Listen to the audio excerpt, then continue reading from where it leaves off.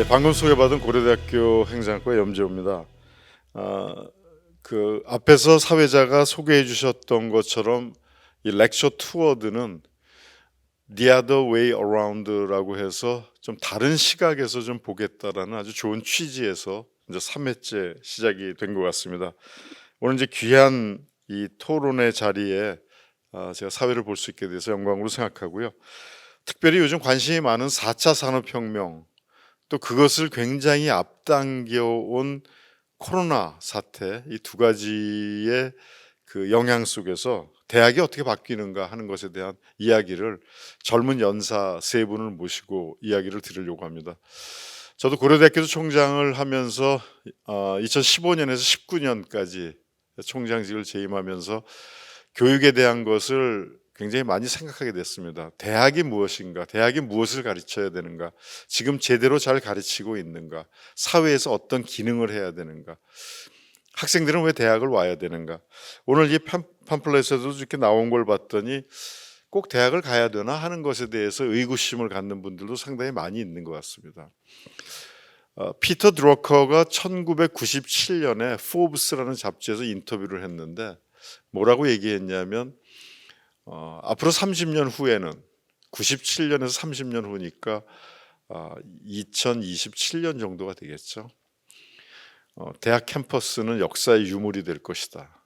그렇게 얘기를 했습니다. 마치 무슨 얘기냐면 우리가 유럽에 여행을 다녀보면 아주 멋진 성당들이 많이 있지만 미사를 드리는 기능보다는 관광객으로 가득 차 있는 걸 볼 수 있습니다. 대학이 그렇게, 대학 캠퍼스가 그렇게 될 것이 아닌가? 또 토마스 프레이라는 유명한 미래학자는 뭐라고 얘기했냐면 앞으로 30년 안에 대학은 절반이 없어질 거다 이렇게 얘기했습니다. 새로운 대학들이 계속 나타나고 있습니다. 미네르바 대학, 싱귤러리티 대학, 대한대학들이죠. 온라인으로만 강의하는 대학들이 생기고 있고요. 또는 닐 자비에르 같이 벤처를 해서 돈을 많이 번 사람이 에콜 42라고 해갖고 공짜로 다양한 IT 교육을 가르쳐 주는 것들이 막 나타나고 있고, 칸 아카데미 여러분 잘 아시는 것처럼 하고 있어서 교육의 대혁명이 지금 막 일어나고 있습니다. 기존의 오프라인 대학들이 계속 살아남을 것인가? 우리나라는 학력 인구가 줄어들기 때문에 벚꽃 피는 순서대로 대학이 문을 닫을 것이다라는 이야기도 하고 있지만 지역에 있는 대학뿐만 아니라 서울에 있는 큰 대학들도 지금 현재대로 가서 살아남을 것인가? 또 의미를 가질 것인가? 이런 고민을 하게 됩니다. 또 아직도 많은 대학에서는 교수님들이 학부에서 전공을 가르쳐서 전문가를 만든다고 생각하는데 과연 학부 교육만으로 전문가가 될 수 있는가? 농담으로 저는 그런 얘기를 합니다. 1960년대에는 대학 진학률이 우리나라에서 6%였습니다. 제가 대학을 졸업하고 그리고 80년대 초까지도 대학 진학률이 20%밖에 되지 않았습니다. 지금은 70% 이상이 대학을 진학합니다. 20세기에서는 대량 생산 체제에서 정형화된 지식을 대학에서 집중적으로 가르쳐서 전문인을 양성한다고 생각을 했고 그 사람들이 나가서 사회에서 곧바로 써먹을 수 있는 전문인으로서 활약을 했습니다. 하지만 지금은 석사학위를 받는 사람들이 10%가 넘고 박사학위 받는 사람이 2%가 넘는데 70% 이상의 학사학위를 받은 사람들이 과연 우리 사회에서 전문가라고 얘기할 수 있을까? 퍼센테이지로만 따지면은 60년대에 대학을 졸업한 사람하고 지금의 대학을 졸업한 사람을 비교해 보면 농담으로 제가 가끔 그런 얘기하지만 지금 졸업하는 학부생들, 학사학위를 받는 사람들은 60년대로 따지면 고등학교 중퇴 정도 수준이 될 것이다라고 얘기를 합니다. 그럼 뭘 가르쳐야 되나? 전공만 80학점 가르쳐야 되는 건가? 프린스턴 대학 같은 경우에서는 한 7개 과목만 들으면 전공으로 디클레어를 할 수 있다라고 얘기를 합니다. 이렇게 이제 변화하는 속에서 오늘 이제 세 분의 젊은 연사님들을 모시고 저희들이 대학의 역할, 대학이 어떻게 변하는가 하는 것에 대해서 이야기를 들어보고 또 끝난 다음에는 저희들이 그 플로어에 계신 분들하고 토론하는 그런 시간을 갖도록 하겠습니다. 연사 3명은 각각 15분씩 발표를 해주시고요. 저희가 끝난 다음에는 토론 시간을 갖도록 하겠습니다. 첫 번째 연사를 소개해드리겠습니다. 김미연 연세대학교 심리학과 2학년 우리 김미연님인데요. 연세대학교 고등교육혁신원 비대면 멘토링 프로그램을 통해서 비롯해서 다양한 단체를 통해서 지속적으로 멘토링 활동을 하고 있다고 합니다. 저희들이 7월에 진행된 연사 모집을 통해서 선발이 되셨고요. 오늘 이제 강연 주제는 아주 시적절한 건지도 모르겠습니다. 굉장히 새롭게 변화하는 중에서 사회적 소수자에 대한 포용력을 지닌 사회로 우리가 나아가야 되는데, 그럴 때 대학 교육이 나가야 될 방향은 어떤 것인가 하는 것에 대해서 이야기를 해주시겠습니다. 우리 김 의원님 나와서 발표를 해주실 때 큰 박수로 맞아주시기 바랍니다. 고맙습니다.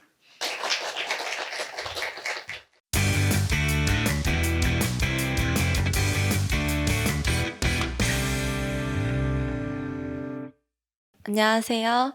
저는 오늘 발표를 진행하게 될 연세대학교 2학년 김미연이라고 합니다. 잘 부탁드립니다. 이 앞에 서서 이야기를 하려니까 너무 떨려서 오늘 이야기할 걸 잘할 수 있을까 이런 걱정도 좀 되는데요. 예쁘게 봐주셨으면 좋겠습니다. 오늘 저는 Minority and University라는 제목으로 발표를 진행하려고 합니다. 제목에서 보실 수 있듯이 사회적 소수자와 대학 교육에 대한 이야기가 될 텐데요. 논의를 진행하기 전 저에 대한 이야기부터 시작해 보려고 합니다. 1번 뉴욕과 소수자에서는 저에 대한 이야기를, 2번 4차 산업혁명과 소수자에 대한 주제에서는 오늘날에 대한 이야기를, 대학과 소수자에서는 오늘의 주제 대학 교육의 방향성에 대한 이야기를 한 뒤 결론을 내보고자 합니다. 학생 시절 저는 꿈이 없었습니다. 사회적 소수자를 돕겠다는 막연한 결심은 있었지만 구체적으로 어떠한 직업을 하고 싶은지에 대한 목표는 없었습니다. 누군가를 돕는 일을 하겠다는 결심 역시 학생 시절 많은 어른분들의 도움을 받으면서 생겨난 막연한 부채감의 결과물에 가까웠습니다. 받은 것을 돌려주어야만 한다고 생각했거든요. 그리고 누군가를 돕는다는 개념은 사회적 소수자를 대상으로 하는 것이 가장 자연스럽고 일반적이기에 사회적 소수자를 돕겠다라는 저와의 약속이 생겨났던 것입니다. 꿈이 없으니 대학에 진학하고 싶지 않았습니다. 이런저런 과정을 거치며 부모님은 저를 뉴욕으로 보내주셨습니다. 보는 눈이 넓어지면 하고 싶은 일이 생길 거라고 말씀해 주셨죠. 뉴욕은 인종과 다양한 계층이 어우러져 있는 민족의 영광로니까요. 마법처럼 뉴욕의 땅을 짚은 순간 꿈이 생겨나진 않았지만 그 과정을 통해서 저는 많은 깨달음을 얻었습니다. 그중 가장 중요했던 것은 사회적 소수자는 도움을 받기 위해 살아가고 있는 것이 아니었다는 점입니다. 사회적 소수자들에게 적법한 절차를 통해 정당한 도움을 주는 것은 너무나 당연한 일입니다. 그러나 제가 말하고 싶었던 것은 제가 그들을 시혜적인 시선으로 바라보고 있었다는 점입니다. 2008년 한국장애인 총단체연합회는 장애인을 장애우로 부르지 말 것을 권고했습니다. 이유는 간단했습니다. 그들은 저희의 친구가 아니기 때문입니다. 신체 혹은 정신이 불편하다는 이유만으로 그들을 우리가 친구가 되어 주어야 할 대상으로 제한하여 가두는 것은 바람직하지 못하다는 것이죠. 사회적 소수자 역시 동일합니다. 그들은 도움을 받기 위해 존재하는 것이 아니라 살아가는 그 과정에 있어서 적절한 도움을 필요로 하는 것입니다. 이처럼 인과가 뒤집혀져 있던 인식을 바로잡고 나니 사회적 소수자를 돕겠다는 결심은 보다 구체화될 수 있었습니다. 무작정 그들을 불쌍한 존재로 여기고 돕는 것이 아니라 그들의 삶을 지지하고 싶었습니다. 어떤 이유로 그래야 할까? 어떤 방식이 더 좋은 방식일까? 이러한 문제들을 탐구하며 저는 저의 꿈을 찾았고 대학에 진학했습니다. 마이너리티, 즉 사회적 소수자를 사회에 편입하는 절차는 정당해야 합니다. 이 정당한 절차를 논의하고 단순히 편입 여부를 넘어 어떻게 편입할 것인가, 그 방식을 적극적으로 논의해야 한다는 것이 제가 생각하는 대학 교육의 방향성입니다. 그림을 보시면 상어와 사람이 나와 있는데요. 여기서 사람이 제가 표현하고 싶은 소수자의 위치고 상어는 AI 혹은 사회 주류를 말하는 것입니다. 상어가 의도적으로 지나가지 않아도 사람은 겁에 질릴 수밖에 없습니다. 오늘날의 4차 산업혁명에서의 소수자의 위치 역시 이와 유사하다고 생각합니다. 4차 산업혁명이 진행되면서 편향된 모집단은 기술혁명에 부정적인 영향을 끼치기 시작했습니다. 최근 뉴욕대학교 교수로 재직 중인 조경현 씨는 모교 카이스트에 1억 원을 여학생 장학금으로 기부했습니다. AI 분야의 대표성과 형평성이 그 문제였는데요. 여러 계층이 평등하게 조직에 산재해 있지 못하면 불공정의 문제가 야기된다는 것입니다. 그는 이러한 평등의 문제를 해결할 때 과학이 발전할 수 있다고 말했습니다. 이번 장학금의 수혜 대상이 여학생이 된 것은 그의 전공이었던 전산학에서 부족한 모집단이 여성이었기 때문이었는데요. 사실 이러한 사회적 소수자의 문제는 비단 여성만의 것은 아닙니다. 사회적 소수자는 인권의 차원에서 언제나 논의되어 왔던 문제입니다. 그런데 기술혁명이 야기하는 빈부격차가 급속도로 부상함에 따라 이제 인권의 문제는 굉장한 열기를 띱니다. 격차를 이야기하는 많은 사람들은 인권을 이유로 삼습니다. 인권은 본질입니다. 그러나 본질을 차치하고서라도 마이너리티를 사회에 배합하는 것은 조경현 교수가 언급했듯 과학의 발전을 위해서도 필요한 일입니다. 오늘날 다양한 주제에서의 대립은 개인이나 단체가 야기한 것이라기보다는 다양한 계층에서 동시다발적으로 일어나는 사회현상에 가깝습니다. 이 과정에서 사회는 다수의 의견에 주목합니다. 적으면 하나, 많으면 둘. 사회는 일원화되거나 양분화되고 그것이 갈등의 양상으로 여겨집니다. 이 과정에서 마이너리티의 삶은 자연스럽게 또 때로는 의도스럽게 AI가 만드는 흐름에서 벗어나게 됩니다. 비주류 집단은 종종 그들 내에서도 결집하기 어려운 환경일 경우 충분한 모집단을 확보하지 못해 객관적이고 통계적인 증거를 제공할 수 없기 때문입니다. 존재하지만 말할 수 있는 인생이 모두 실체인 것은 아니지만 그렇다고 해서 모두 허상인 것도 아닙니다. 머신러닝은 실제하는 결과들을 가지고 인공지능이 스스로를 학습하는 방식입니다. 그러나 개개인을 더한다고 사회가 되는 것이 아니듯 사회 역시 보이지 않아도 수면 밑에 실존하는 삶들이 있습니다. 그것을 우리는 바로 마이너리티라고 하는 것입니다. 4차 산업혁명의 구성원들은 다면적인 시각으로 소수자의 목소리를 들을 수 있는 포용력을 지녀야 합니다. 그리고 그 포용력만큼이나 균형 감각이 중요합니다. 정당한 명분으로 공고한 기득권의 균열을 낼 수 있는 과감함과 동시에 그 시도를 이해시킬 수 있는 사회적 논리성이 뒷받침되어야 하기 때문입니다. 적절한 농도로 두 가지를 배합할 수 있는 능력이 바로 융합적 사고력입니다. 이는 감정적 호소에도 통계적 가시성에도 치중해서는 안 됩니다. 갈등을 봉합하기 위해서 어느 한편에 설 수는 없으니까요. 그러면 이제 오늘의 본격적인 주제, 대학 교육의 방향성에 대한 이야기를 조금 더 시작해 보겠습니다. 대학 교육이 필요한 이유가 무엇일까요? 또 대학이 배움의 산실이라고 불리는 이유는 무엇일까요? 대학은 다채로운 인재 양성의 분재가 되어줄 수 있어야 합니다. 조용교육은 가치관을 공고히 하기보다는 가치관의 지평을 넓혀줄 수 있는 것이어야 합니다. 사고력은 지능 이상의 가치입니다.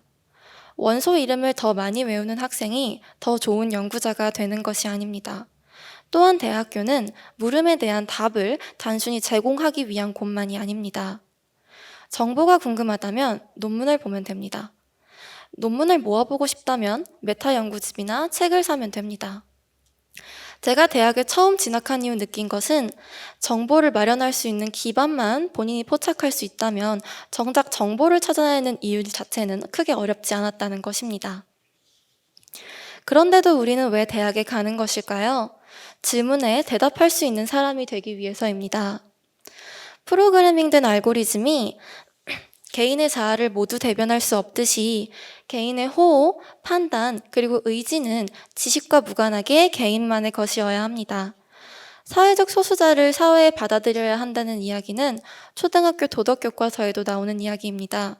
그런 주장을 넘어서 어떠한 방식이 더 좋은 방식인가, 어떠한 방식이 옳겠는가, 그리고 어떠한 방식을 채택했을 때 그 필요성을 사회에 어떻게 이해시킬 수 있는가, 그것을 논의하기 위해 우리는 배움의 산실에 진학한 것입니다. 정책과 제도, 그리고 규범은 영리하게 만들어질 필요가 있으니까요. 우리는, 적어도 저는 그것을 적극적으로 논의하기 위해서 대학 교육이 존재하는 것이라고 생각합니다. AI에는 두 가지 유형이 있습니다. 약인공지능과 강인공지능이 그것입니다. 약인공지능은 주로 연산처리 능력과 머신러닝을 기반으로 하며 오늘날 일상생활에서 우리가 흔히 접할 수 있는 AI의 유형입니다. 반면 강인공지능은 인간과 유사하거나 인간의 능력을 뛰어넘는 AI를 뜻하는 것으로 영화에서 등장하는 터미네이터가 그 예시입니다.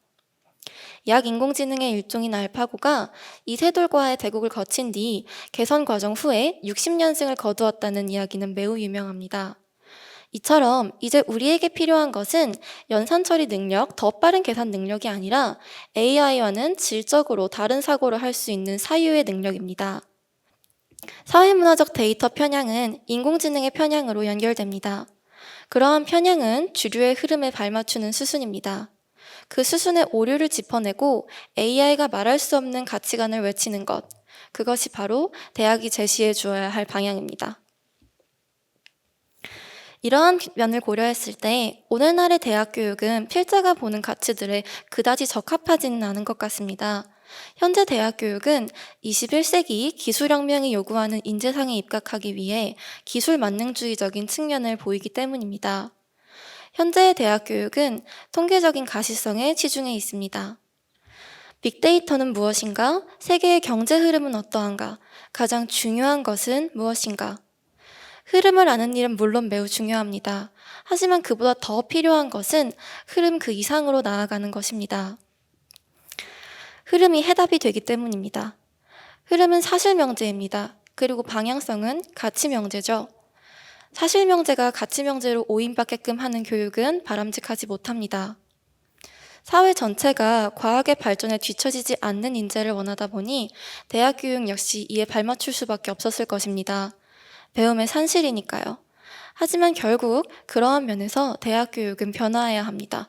배움의 산실이기 때문입니다. 현재 대학 교육의 배움의 개념은 흐름에 대한 대답을 제시하는 것입니다. 많은 사람들이 사회적 소수자의 삶을 상상조차 하지 못하는 것은 꼭 나쁜 의도에서만 벌어지는 것은 아닙니다. 사회에서 물결을 가스리는 일을 찾고 그것에 대해 적극적으로 논의하자고 하는 것이 어찌 한 개인에게 쉬운 일일 수 있을까요? 그러므로 개인이 아닌 대학이 그 방향성을 제시해 주어야 합니다. 마이너리티의 가치를 발굴하고 그 필요성을 역설하며 사회에 적절하게 편입시킬 수 있는 인문학의 가치가 오늘날 대학이 추구해야 할 방향입니다. 직관적으로 결과를 창출하는 과학은 올바른 관념을 기반으로 할 때 적절하고 장기적인 쓰임새를 찾을 수 있습니다. 인문학과 사회학, 윤리학과 철학, 인문학과 정보기술을 융합한 디지털 인문학의 영역을 넓혀가는 것, 그것이 바로 대학이 추구해야 할 방향입니다. 인간의 존재와 삶의 의미를 탐구하면서 대학은 공존이 과학의 발전에도 기여할 수 있다고 사회를 설득하는 역할에 앞장서야 합니다. 배제는 쉽고 포용은 어렵습니다. 저는 인간의 본능이 악하다고 할지라도 그를 넘는 선의를 믿습니다. 아까 언급했던 강인공지능은 인간을 뛰어넘는 완전한 AI입니다. 왼쪽 선로에 성인 1명이 오른쪽 선로에 아이 3명이 있다고 할 때 우리가 생각하는 강인공지능의 방향은 기차를 어느 쪽으로 돌려 세울지 1초 만에 결정하는 것이 아니라 기차를 멈춰 세우는 쪽에 가까울 것입니다. 99%가 있고 1%가 있습니다. 두 가지를 모두 읽어야 100%의 사회를 알 수 있습니다. 과학이 이루어낸 진일보는 세상을 바꾸어 놓은 혁명은 그 100%의 사회를 위한 것입니다. 대학 교육은 이를 알리는 신호탄이 되어 주어야 합니다. 오늘 저의 발표는 이것으로 마무리하도록 하겠습니다. 감사합니다. 예, 김미연 연사 아주 수고하셨습니다. 특별히 대학에 나아가야 할 방향에 대해서 어떻게 보면 아직은 교육의 수요자의 입장에서 그 방향을 잘 정리를 해주고 특별히 소수자들에 대해서 어떻게 대학이 그 다양성을 가지고서 접근해야 되는가를 잘 얘기해 주셨으면